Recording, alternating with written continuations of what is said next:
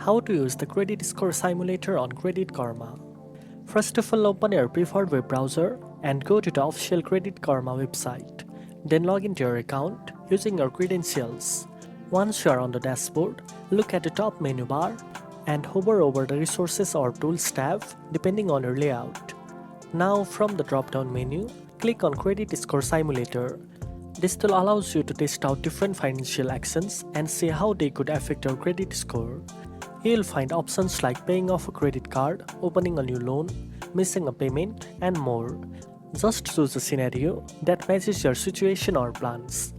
For example, if you want to simulate what happens when you pay off a credit card, click on that option, enter the amount, and then click See Results.